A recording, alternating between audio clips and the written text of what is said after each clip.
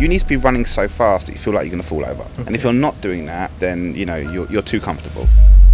Whatever shit you're saying, you have to believe it, right? You have to force yourself to say, this is where I'm going to go. They were all dreamers. They all believed they could do it at some point, become the best of what they do. Who is the founder of Thaiger? I'm talking about the Thaiger we all know. And businesses are not built of one person. So anyone that takes the spotlight, whether it was a Thaiger or anything else, it's just not the true story. Michael Kenner, former business analyst at Credit Suisse and assistant vice president at Barclays, co-founder of the Thaiger and real estate company Faz Waz, runs businesses in Thailand with an estimated value of $100 million. When I got thrown out, they said he should be a builder. Is this what life is there for me? That, there's limitations on how far you can actually go. There's a famous saying that you can't become that rich without bending some of the rules. If you're here for news, I'd advise you to switch off right now. For an in-depth conversation on interesting topics from experts and professionals around Thailand, I'd like to welcome you to Thaiger Podcast.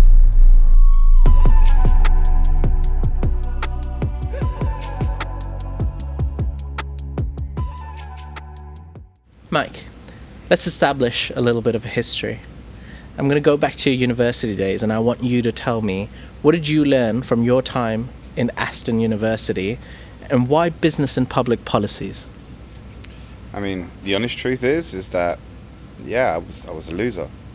Okay. No, straight up. Okay. I kind of just skipped most of school, and I didn't know what I was going to do. And I looked at all the universities available, and I don't think I could get into any of them, was the honest truth. So I went through like a clearing process where you're basically looking for anything. And this is what was available. I wasn't sure I was going to go to university till a week before I went. Okay. And basically, I just took any course that was kind of available. So I had zero interest in public policy. It was just an add-on to what I was doing. Yeah. Okay. So straight up. All right. Now, you're an entrepreneur. Yeah. And a business owner. For someone with such entrepreneurial spirit, why did you spend 4 years of your prime working in banking? That's a good question. So, I grew up in a middle class family where it was a very wealthy neighborhood, but I was always on the other side of the fence. Okay. As in, the grass was always greener on the other side. Okay. So, as it always is. Right. Yeah. So, I always heard that the money was in banking, and especially, maybe I was a bit behind because that was maybe a few years before, because I started banking when the global financial crisis happened. Okay. But I was like, how do you make this thing called money? I knew the investment banks were paying well. So I applied for every investment bank under the sun, and I got rejected from every investment bank under the sun. Okay. I took a year off, and I played PlayStation, and as you do, kind of learning kind of your life. And I went back a year later, and this time I actually, instead of going through the process, because you're up against Harvard and Cambridge and all the top universities, people coming here from the US or Europe. So I actually just met someone, a guy who I thought was actually my age, and I was telling him about, listen, I don't really get this in relation to banking and et cetera, et cetera. I didn't really know too much about it, and he really liked me as a person, my personality, and I didn't realise it was the managing director of Credit Suisse when I was talking to him. Okay. And he gave me a job, and in kind of, at that point my parents were unbelievably proud. I mean, my history is I got kicked out of school. Yeah. Okay. So from someone who got expelled from school and failing to someone who's then gone into what his parents believe is a top tier job. I mean, for me, it was like, for my parents, it was my biggest achievement ever. And that's how I started. And so just by chance, you met the right person at the right time who happened to be managing Credit Suisse? Pretty much. I mean, it wasn't total chance. I mean, you create your own luck. Yes. So absolutely. So I've gone into an open day and I've spoken to someone, and it's a crazy opportunity. But I think you have to make your own opportunities. So you can't just sit at home and expect opportunities to be given to you. Okay.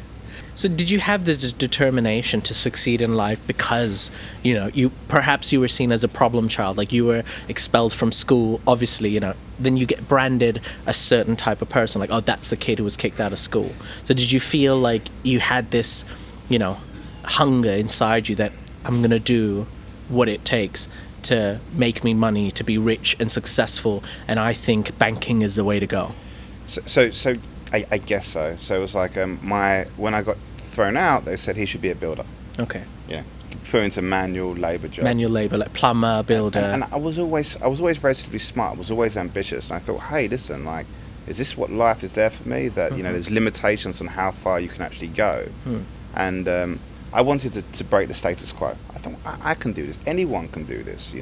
Like why not me? So when I the first kind of recognition was when I landed a job in banking. It was like, okay, I can compete on this level, but going into that world is very what you believe you're going to get or how that life is versus the reality is far from different. It's very, very different. Okay. So going into that world, you realize that actually, number one, the people aren't that smart. Number two, only a very small minority of the people get paid really well. Number three, there's a lot of kiss in banks. If you want to move up, you've got to kiss your manager's. That's the only way, really. Everybody's best friends with a banker, but nobody's best friends with a banker. Right.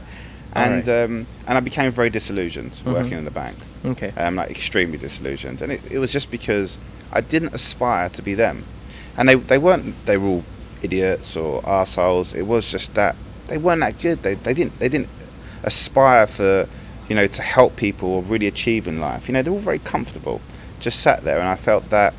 A famous line I heard: if you need to be running so fast that you feel like you're going to fall over, and if you're not doing that, then you're too comfortable. So so that's kind of like a motto I run by, and I felt this was becoming easy, and was becoming complacent, and you can see your life being there for 10, 20 years. I was like, hell no, I do not want to end up like these guys, and that was kind of like why I decided to kind of leave. Was the honest truth. All right. Mike, your first business venture was during university, so I want to start off from the bat talking about some of the failures you've had. So why did your first serious business venture, importing poker chips, in 2005 fail? Okay, so I'll give you some backstory, right? So poker boom's happening right now. It happened, I think, 2004, and everyone just started playing online poker. And at that time, I used to catch Americans drunk. That was my gig. I was at university, waking up at 3 a.m., catching Americans online drunk, and beating them for large stakes. Yeah. It was quite easy at that time, before the pros started realizing that this was the ticket. So playing poker, and then we're playing with the set, but the set was £100 from Harrods. It was so expensive. And I was like, whoa. And my friend was like, hey, listen, this is crazy. So he started messaging people in China. On AOL Instant Messenger, and he found a few people that said, hey, we can get these landed in the UK for $10. I'm like, whoa, that's cheap. So we went around, we started pitching them to HMV, all the big stores, Toys R Us. Bad move, because they just go directly to the suppliers. Yeah. So we knew we had to diversify. At that time I didn't even know what diversification meant. Like hindsight's amazing. So we started branding them. So every set would have the chips, the case, the cards. It was all branded. We branded them with the online casinos. And we went and pitched this to a few online casinos, and we managed to land a contract with the biggest one in the world called 888.com. They were the number one at that time. Yeah. And I was a kid. I'm 19, and I'm at university. And so we had these contracts, and that was, we thought we'd won. I remember we got the deposit, and the first thing we did was we went to a nightclub and started buying champagne. We're loaded. That's the way it went, and the whole thing just went very, very quickly downhill. Yeah. Okay, fair enough. Look, Michael, over here we're going to go deep, and this is going to be as transparent as possible. Now, I want to ask you a hard question. Have any of your business ventures involved unethical practices? Because there's a famous saying that you can't become that rich without bending some of the rules. So the answer is, it depends who you ask. Okay. So I'll give you an example, right? So if you buy up all the real estate on a road, you're an entrepreneur. If you buy up all the milk, you're an entrepreneur. If you buy up all the oil, you're an oil baron. But there's some things which are open markets. If you do, people are like, that's wrong. For example, it could be music or concert tickets. You know, like if someone buys all the concert tickets, are they entrepreneur or are they the scum of the earth? It depends, you know, what kind of region you're in. So I've always tried to keep it within my kind of ethical kind of, you know, compass. But you can't please everyone. Some people think that what you do is wrong, but you know, but they do something. You know, everyone's trying to justify their own existence. So I think the main thing is I do it as long as no one's being hurt and no one's being defrauded, then I'm okay, you know, with that process, because the way to build business is to get to A to B as quickly as you can. Okay. Yep. It's not to do it the right way, it's to do it the quick way. Yep. The right way doesn't always win. It doesn't help build people and help build companies that supports families, you know. So if you're running a business, you need to get to B as quickly as you can in the lowest cost base as you can. So some people don't like that concept. So, you know, so yes, ethics is always there, but I keep my own ethical, you know, kind of compass around, and I put myself in check quite a lot. Okay. So Mike, how did you end up in Thailand? Okay. So I sat there and I watched a video in London, and it was Steve Jobs being like, it's some Stanford address. It's a very famous one. It's like, if you're not happy with what you're about to do, you know, don't do it, right? And if you do this multiple times every day and this keeps happening, the same answer, you should leave. So I asked myself that question. I looked around in kind of the banking world, and I kind of like froze. It was like Thunderbirds. Everyone was still. Okay. I was like, I do not want to be doing this. I'm out. Okay. So, you know, 6 years later, I was doing quite well there. I had in my resignation, I told my family, look, I'm going to get out of Thailand. Oh, sorry, of the UK. Because, you know, you're always associated with the stigma that you have in the UK, you know, with your friends. I wanted to reinvent myself. It was almost impossible to do at home. I said, hey, I'm going to Thailand. I've been there on holidays. I loved it, you know. And so I called up two of my best friends. I'm like, hey, you know, I'm leaving a very well-paid job, and I have some money with me. I'm going to go to Thailand. I'm going to start a business. They were like, what? I was like, no idea. But let's get the hell out of here, right? Okay. You know, I'm not enjoying it at home. So we turned up in Thailand, managed to convince two of my friends, probably ruined their lives. Turned up in Thailand, and we didn't know where we were going to be. So we ended up in Bangkok. And at that time, I don't really know Bangkok. So we said, hey, can we get a 3-bedroom apartment? And we found one in a day, and it turned out we didn't know what Soy Nana was. We was on Soy Nana. Oh, nice. Okay. I know. So it was the first month was basically there was no work involved. It was just understanding that, you know, we're living down the biggest red light district in probably the world. Let me learn my surroundings. Okay. So I think after that we decided, like, we can't live here, you know, without dying very early. So we're going to head to Phuket, because I knew Phuket. And the first experience was we were renting a house.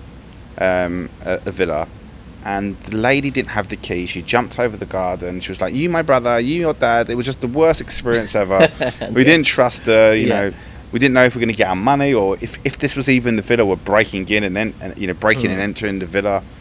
So my business partner who said, this is the one. We fixed this real estate issue. And literally that was how Faz Waz was born. It was like, this is a problem.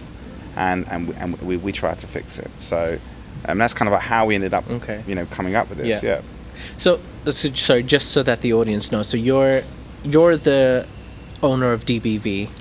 So or let's say you're the major shareholder of DBV, and DBV owns Thaiger, Faz Waz, and a host of other companies like Tadu, this and that. So so me and my two friends and our business partners, we set up DBV, which was like a venture builder, to learn from what the lessons we took away from our first venture here, and we thought, listen, we could apply this across the board. So we set up this group, and yes, DBV, you know, like they are the main owner of all these companies, and you know, it's always been DBV that's funded. There's been very, very little funding from anyone else, is the honest truth. And did you ever think Faz Waz, now which is the real estate company, would ever reach the valuation it's at, or ever reach to such a large scale to becoming the top, if not one of the top real estate companies in Thailand?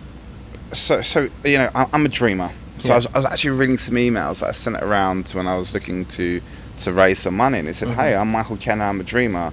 I wake up every day dreaming. So I had to tell myself I was going to do it. We kind of looked at the prop tech space. We realised that you've got the Rightmove or realestate.com in Australia or Zillow in the US, and we thought, hey, there's a real opportunity here to kind of really change the markets. But did I really believe it? It will be as big as it's getting? No. No. But I had to tell myself, because I'm leading a team, and leadership is about, part of it is making sure people believe the narrative. So, I look around, I think it's pretty amazing, but it's definitely not me. There is a huge group of people that are doing this, and they're very talented, and they're the reason it is so successful today. But no, it's hard to fathom that that this is possible. But that makes a lot of sense. If you don't believe it in yourself, how are you ever going to convince someone to follow you on that journey? Because there's only so far you can go with a lie. 100%. So you have to believe your own shit. And that's something I do. It's like I'm 100% convinced that we are building the biggest prop tech company in the country, like always. And so when I meet entrepreneurs or wantrepreneurs, whatever you want to call them, they say, yeah, I'm going to do this, but they don't really believe it. Okay.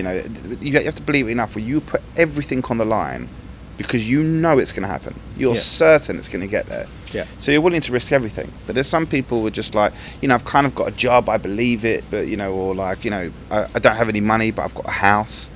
I have no assets. I sold everything that I had to invest in what I really believed in. And I think that when people make that kind of leap of faith and they fully believe in it, then you have to kind of think, okay, this guy might actually succeed in what he's trying to achieve. Yeah. DBV as a whole is approximately valued at $100 million.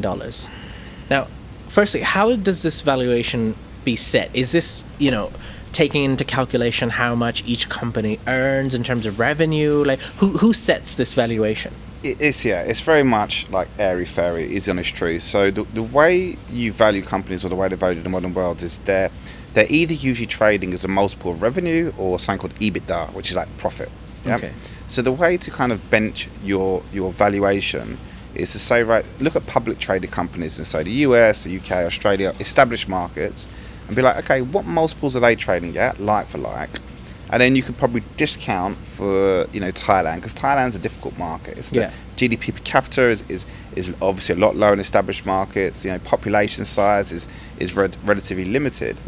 And then you can roughly get to an approximate valuation of your company. So that gives you like high level, and then you use VCs or funds to validate your price along the way. Okay. So we know roughly how much the group is worth at any one point.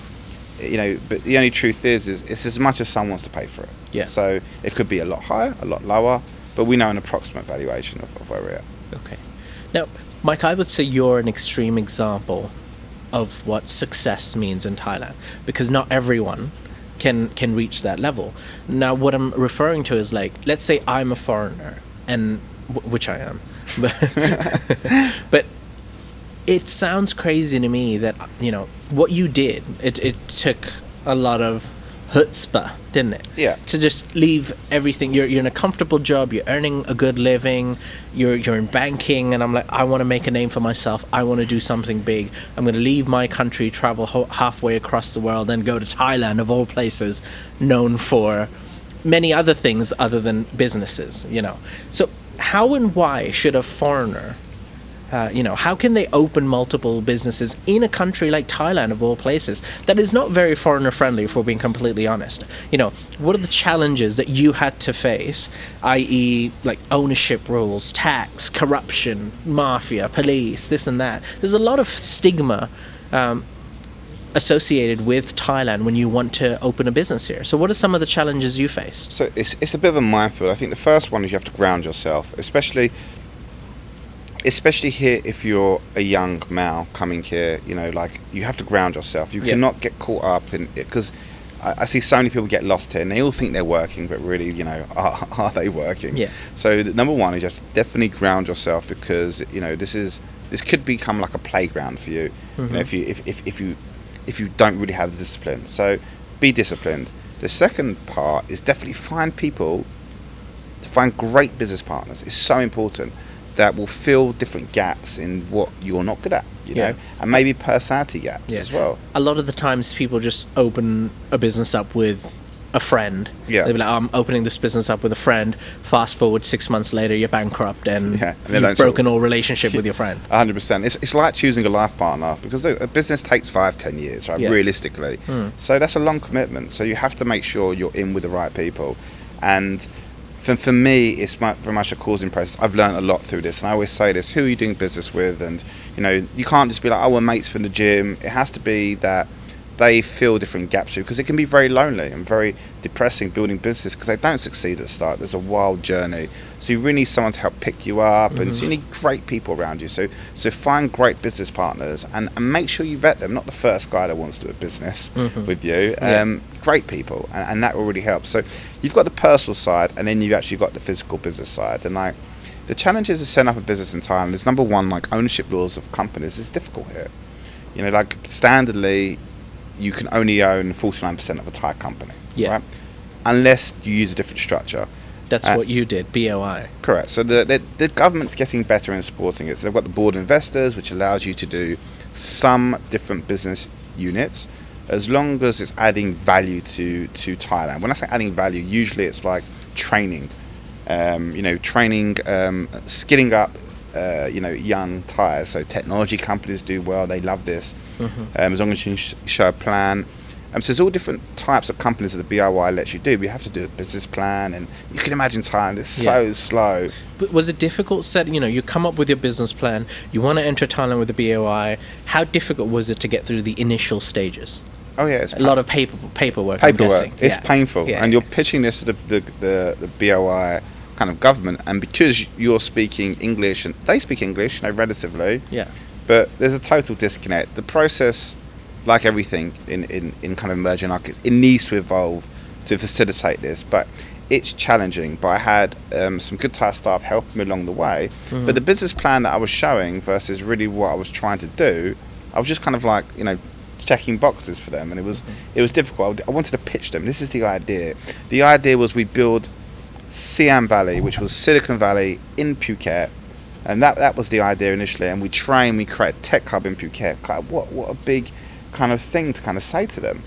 And I thought it was, it added a lot of value to not just Thailand but Phuket as well.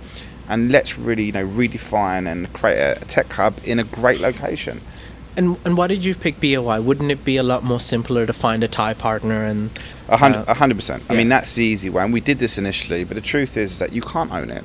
So if you're building a company of scale, which is like own money part, I don't really know about small operations, but if you're building a company at scale to sell, you need a clear ownership structure. Okay. No one's going to buy a company where it has to be owned 51% by Thai, because they can't actually own it. Yeah. Yeah, so they can never acquire the company. So you have to have a structure where you're building to sell. So this allows a foreign entity to come in, or Thai entity to come in and own 100% clear outright. I think it's the only structure, if you're non-Thai as a foreigner here, to really structure a company to sell. So that's super important. You get the structure right. It's where I would start. So we have our IP in Singapore, and we have our operating companies in Thailand, and it allows for a very investor-friendly structure. Yeah. And how do you finance these projects? Like, do you have to be a rich foreigner? All these talks about Thailand elite, they're going to come to the country and invest in our country. So do you have to be rich already coming into the country, or are there realistic funding opportunities in Thailand for foreigners? Yeah, it's a hard one. I mean, literally there are none. No funding. Like I said, banks won't lend us because even if you live here for 10 years like I do, because I'm not Thai, they won't lend the company. They only lend Thai companies. It's very much it's not fair, really. You go to the UK, you can be any nationality, you have a British company, they'll lend against this, right? Okay. But in Thailand, they don't. And is there a reason why? It's just. I think it's in some Southeast Asian markets, but I don't really know why. So if you wanted to, let's say, invest 100 million baht in the company, you couldn't go to just a Thai bank because the procedure, and at the end you'll just get denied. Yeah, so like during COVID, a small Thai restaurant could loan money from the bank to fund cash flow shortages, because we had real troubles. But we went to the banks, and we've got huge headcounts, hundreds of people. They wouldn't give us $1. Like literally not one baht. Okay. And it wasn't because we had a bad business. It was just like, you're not Thai. And it's definitely so you have to deal with some of the stuff here which you wouldn't get anywhere else. I mean, it's just obviously it's inequalities for foreigners coming. We're living in the society here where in my home country you could come from anywhere, and as long as you're contributing, you can get treated equally. Yeah. But so there are challenges, and then so it's the only other route you have is the VC route, and that's also very challenging. Yeah. Okay. And is that what you did? So I funded a lot of companies myself initially. I was kind of in a fortunate position. I came out here with some money, but eventually we had to go to get funds. There's only a certain amount of money you can put in before you don't have any money left, right? So the issue with the VCs, especially in Thailand, Southeast Asia, number one is that, like, let's be honest, VCs, the people you're speaking to, they're all kids, Yeah. Like, they seem to be very young. yeah, they're not entrepreneurs, most of them. They're just working in a job, right? So, and they are, how can they spot a good business? So a lot of them are kind of followers, like sheeple VCs, where it's like, oh, if someone else is investing, they will just follow. But a lot of them just have targets. You end up wasting so much time speaking to VCs. They don't even care half the time. They've got no money to invest. So this is just the truth. So the VC space is really, really difficult, and it's basically a numbers game. You tell the story they want to hear as well. Don't tell the story that you want to tell them. Just tell them what they want to hear. Would you compromise for money? So if they said, hey, you was going to do this, but really they said, well, if you kind of did this, I'll give you money. Just always be try and fit into their box. But it's the whole funding mechanism in Thailand is hard, and to get VC money, I mean, there's not loads of it going around. I mean, there's other markets that these funds like Indonesia, where there's 300 million people, and Vietnam, where it's a crazily growing market, and then Thailand kind of gets left at the back slightly, because there's not that many success stories. And you've got to think, in the US, usually the rich founders have done really well, like the Facebooks or the Microsoft. They create their own funds and reinvest their money back into the system. In Thailand, it's just the richest families in the world are not, the richest families in Thailand are not contributing to the technology startup system. So it's like, where is the money coming from? There's just a lack of funding, and it's sad because Thailand could really do much better. And the people are natural entrepreneurs, the way they're kind of structured in life, and so it's a difficult one for Thais, and it's even more difficult for foreigners, like extremely difficult. Okay. I know, Mike, you told me that you came up with the idea of, what you want to do as a business when you answered the question, what you want to fix. Like, where is there a need to fix? So you thought that real estate could really be improved. Now, there's a very common saying, at least in Thai society, in my generation, that if you graduate university and you don't know what to do, you open up a coffee shop. And that's why there's so many coffee shops in Thailand. But how do you choose a great idea? I'm not talking about a good idea, but a great idea that you can scale. And, you see many foreigners in Thailand owning restaurants, owning bars, owning, F&B kind of hospitality businesses. But how do you choose a great idea? That's a very difficult question. Yeah, it's a hard one. So, okay, if we niche this out slightly, just to be like, okay, companies at scale. Yep. Now, I don't know too much about the F&B and this kind of premises. I know some friends that own restaurants do extremely well. Shout out to Bartels in Phuket, by the way, who are absolutely killing it. Best sandwiches I've had. Oh, Bartels, very good. Really good, yeah. But if we're talking about technology businesses, right, so which allows you to scale, because the concept of scale is that you can grow without having to double or triple or quadruple your headcount. That's to me what scale. So utilizing technology to scale. So how do you vet a good idea? The truth is that are you really solving an issue, right? Or are you just pretending you're solving an issue? Don't try and change the markets, try and complement the markets. Would your friends and family buy your product or service you're offering? And could you get 10 people outside your friends and family to validate that this is a good idea? Would they actually not just say, oh, that's a fantastic idea, son, or yeah, that's a great idea, mate, you should do it? Like, would they actually make them buy the product or service? MVP. Test this using something called minimal viable product. People over-engineer and overbuild. Build the cheapest version of what you're trying to build and do it quickly and test it. Most people, they go well beyond. So what we do is we just test lots of ideas really cheaply. Hey, does this work? Does that work? Could this have demand? And we take it to market really quickly, really cheaply as well.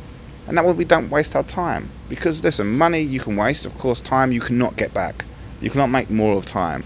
So it's so important that you validate your concept quickly and cheaply. Don't spend time. So the best way I would be is like, you can now work out who entrepreneurs and who isn't.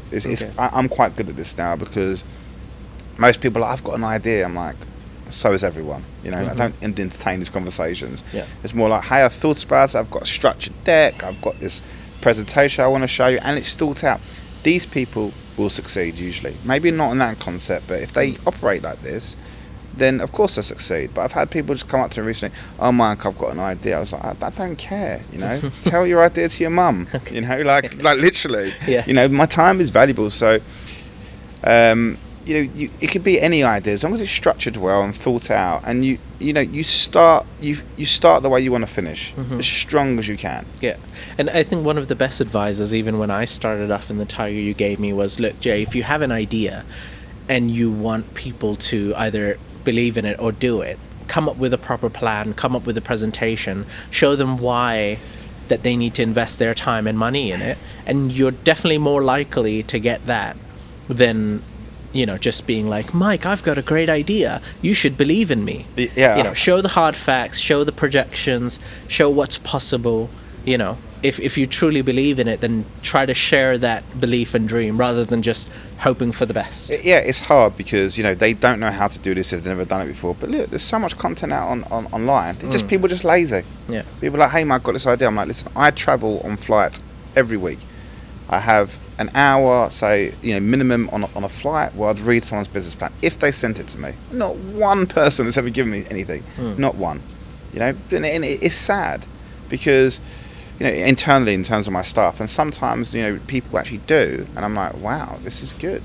Because like, if I spent that much time to think about it, then the chances are it's probably not a bad idea, because I've gone through it in detail to try and understand the market. So whatever you're going to do, just if you're looking for money, or even if you're for yourself, without even looking for investment, put it down. Don't just come up with an idea and be like, I'm going to do it, and focus on your logo and your website or your business cards. I mean, it's just silly, Focus on the actual concept. Does this make sense, really? And then once you have that, you have much more chance of succession.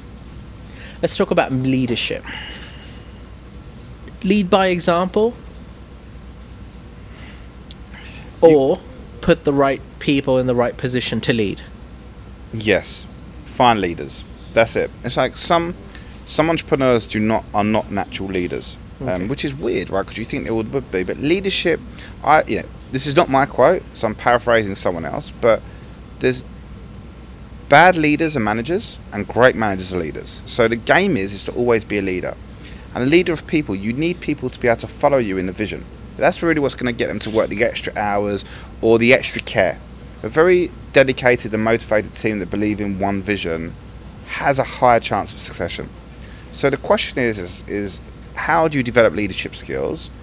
Can you be a leader? Because look, if you go back to ancient times, there was always one guy leading your troops into war. Not everyone could do this. So, but there are courses to develop this kind of skill sets. But you need people to follow you. It's super important. So, and the aim is to have multiple leaders, not just you just can't be the only leader. You need everyone to be leading. So I would say that entrepreneurism is something that can be done internally. You don't need to be a company owner to be an entrepreneur. You can use this skill set as inside a company structure and really have these qualities. So 100% find great people. This is all it is.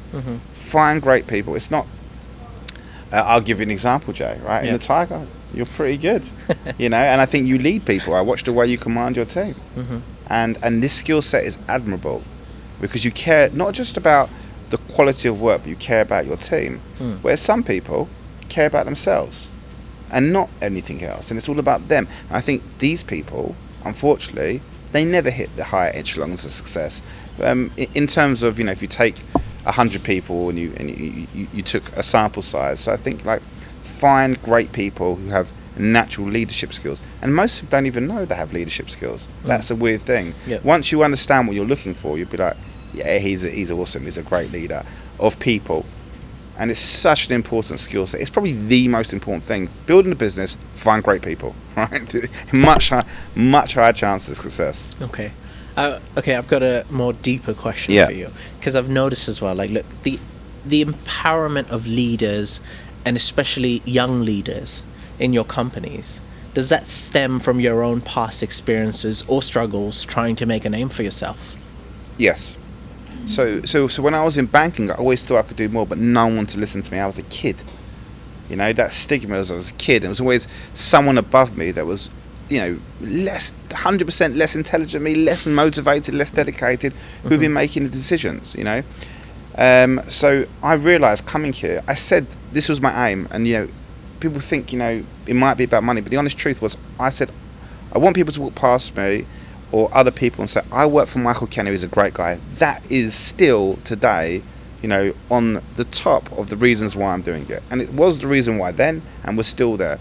So I noticed that some people don't have the opportunities, you know, to excel, but they're great people. An example in say the Thaiger, there's a young guy in our company called Pruk. Yeah, just to be clear, he's the main reason the Thaiger's done so well. Yeah, like 90% of it. Yeah. You know, and everyone thinks that, you know, well, these other people. No, this young guy who, you know, maybe get a little picture up on the screen. Yeah. This guy here is responsible for 40 million users per year coming to the Thaiger. Yeah, but unfortunately he'll never take any credit unless the front people give him credit. Now I'm there every day, just sat down with him. I'm like, hey man, you are the bee's knees, you are awesome. You know, young Thai guy, probably wasn't given a second look at different opportunities out there, and now he's blowing up. And I see this in all different parts of all the group. We've got some amazing young Thai talent who are blowing up. Yeah. That probably wasn't given the same opportunities that, say, wealthy, more educated Thais were. But these guys are killers, and that's what you need. They won't stop until you win. Yeah. So it definitely stems from me not being given opportunities. And now I'm fortunate enough to be in a position where I can provide opportunities. It's not identifying, you know, the people who's got the, you know, the people who've got the best banter or your best mates. It's the people that really can fly, and it's such an amazing feeling watching them blow up. I'm like, wow, this buzzes me out. Yeah. Mike, talking on the topic of Thaiger, let's get some things clear. Yeah. And I think this is something that we need to address for all of our viewers, as they might have some questions. So now DBV owns the Thaiger, which basically means you're one of the owners of Thaiger. Sure. So who is the founder of Thaiger? I'm talking about the Thaiger we all know, because some people think it's a radio station, some people think, oh no, it's Phuket Gazette. So who founded the Thaiger? And yeah. Okay, so this is the backstory. This is the truth, because I did it. Me and two friends, who my business partners, who in all the companies, we got introduced to the Phuket Gazette through someone called Bill Barnett. Shout out to Bill, you know. And they were having a bit of trouble. You know, they were basically a traditional newspaper, big one at the time, but it was moving to digital. And we thought that we could buy their digital assets, mainly for the real estate side. We thought, hey, they've got great, you know, we didn't really understand what we were doing. Yep. So myself, Paul and Brennan, under our company, we acquired the digital assets of the Phuket Gazette. And everything was fine. We had it for a year. We didn't actually do much with it. And at that time, I was introduced to Tim, and he had a radio station at that point. Now, the radio station was unprofitable, and it wasn't a good business. It was failing. So I said, Tim, do you want to come and work for this company? And we branded it using his name. But the Thaiger, the backstory is, it's not a radio station. This is nothing we ever had in the company. The narrative, it might have been said that way, but the truth is that we never did a radio station. Tim had a radio station, which was unprofitable, which we ended up having to liquidate and pay for, and we lost quite a lot of money doing it. So we then built this business, and we hired some great people. Tim was definitely one of them, who was hired and paid a salary, but we had some other amazing people. And the honest truth is that there's a guy called Pruk who's sat here. He's responsible for now 40 million users that come through. He's the core reason on the platform, on the website, which is the biggest part of the business, is the website. Yep. Everyone thinks it's a YouTube channel. He's the main reason. Another guy called Paulie, who helped build this technology, super quick, super smart guy. And plus now, 70 people that make the business, it is what it is today. And, we had a bit of lightning there. This is the storm. I know. Coming. It was like doo-doo, as I was saying it. But yeah, so there's some great people inside the business, and businesses are not built of one person. Yeah. So anyone that takes the spotlight saying, hey, I built any business, whether it was a Thaiger or anything else, it's just not the true story. People build businesses, groups of people build businesses, amazing teams build businesses, and the Thaiger has unbelievable people sat here, young, motivated, dedicated, and they are the reasons that it happens. There's no one man. As I said before, if I left tomorrow or died, the business would grow. Okay. And so I think, so that's kind of how I perceive any business. I think that's fair for a company like Thaiger as well, because, me, Natty, and Jet are the faces of the company. It's easy to feel like, oh, these three are the Thaiger, but you're right, as in, if I left the Thaiger tomorrow for whatever reason, of course the company is going to move forward and continue. And I think it's more than just a company like the Thaiger should not just be dependent on one person. No, I think it's a narrative you tell as well. So, if you want to, if there's definitely ego at play and you want to make out that this is a one-person company, it's not. I mean, with this conversation we're having, I can see camera people, editors, people helping out with props. There's so many people involved, and these are the unsung heroes. Yeah, absolutely. This is why it happens every day. It's not because someone gets up or you come along and put your face on it.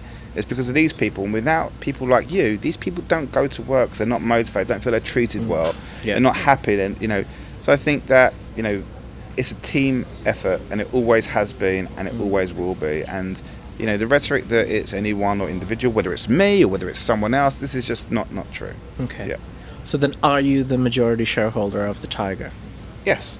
Have you always been? Yes. Okay. Okay. So at one point we owned it 100%, and then I gave some people shares. No one paid me any money for them. And then we had a round, which we did a crowdfunding round with some investors, and they were amazing. And they basically, in the most difficult time, they put their capital in. Yeah. And these investors are also unsung heroes. They literally came in during a very difficult time during COVID and basically propped up the company and allowed us to grow and pay the salaries of everyone else. But the only way really you can be owning a company is you're funding it. That's the whole way it is. Okay. So you can't own a company by getting paid a salary. It just doesn't. You can if you're paying yourself. But so it's Well, talking about unsung heroes and people who don't get a lot of attention, like Perk, like Paulie, for example, it's actually quite true that you're one of the unsung heroes, because, for example, I think Tim's before said that he started TNT, Thailand News Today, during the pandemic on a dare that you gave him to start like an evening headlines show. And when I joined, Good Morning Thailand, for example, was an idea you had from Good Morning Britain, a show that you grew up watching. So, I mean, in my opinion, you are solely responsible for the creation of the Thaiger's two most popular shows that everyone watches and loves. Nobody really knows that, though. Yeah, because do you know what? Because my stress is that, and the first thing for me is to make sure I take care of the staff. Before any of the viewers, the staff have to be taken care of. Everyone needs to be paid salaries and provide for their families.